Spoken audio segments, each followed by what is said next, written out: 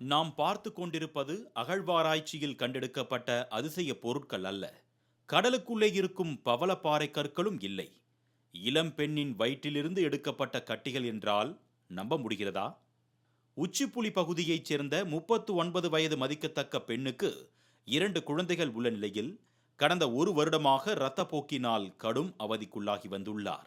இந்நிலையில் ராமநாதபுரம் அரசு மருத்துவக் கல்லூரி மருத்துவமனை மகப்பேறு பிரிவிற்கு சிகிச்சைக்காக வந்த அவரை மருத்துவமனை மகப்பேறு பிரிவு துறை தலைவர் சொரூபராணி முழுமையாக பரிசோதனை செய்து பார்த்தபோது அடிவயிறு முதல் நெஞ்சு பகுதி வரை வீக்கமாக இருந்துள்ளது தெரிந்துள்ளது.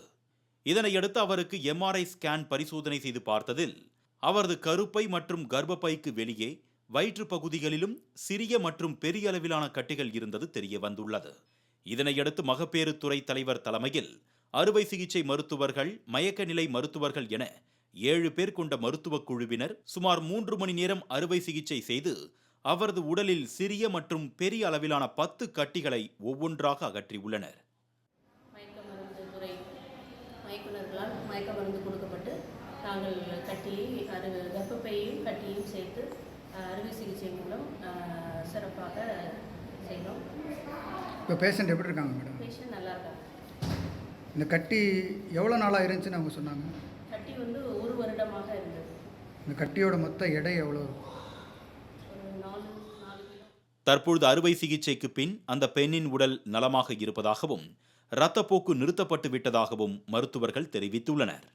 தனியார் மருத்துவமனைகளில் பல லட்சக்கணக்கில் செலவாகும் இந்த அறுவை சிகிச்சையினை இலவசமாகவும் சிறப்புடனும் செய்த மருத்துவக் குழுவினர் மற்றும் மருத்துவக் கல்லூரி முதல்வர் அமுதராணிக்கு பெண்ணின் உறவினர்கள், பொதுமக்கள் தங்கள் பாராட்டுகளை தெரிவித்து வருகின்றனர்.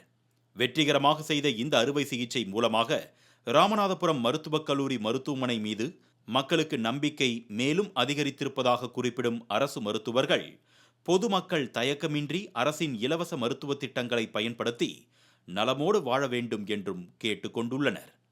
அவரை பரிசோதனை செய்ததில் அவருக்கு கர்ப்பப்பையிலிருந்து நிறைய கட்டிகள் இருப்பதையும் அது வயிறு முழுவதுமாக பரம்பி இருப்பதையும் கண்டறிந்தோம்.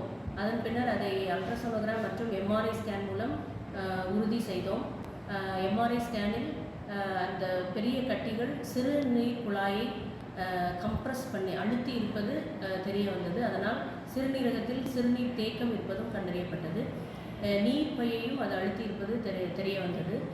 மகப்பேறு மருத்துவர்களால் கர்ப்பப்பையில் இருக்கிற கட்டிகள் அனைத்தும் சிறப்பாக அகற்றப்பட்டது.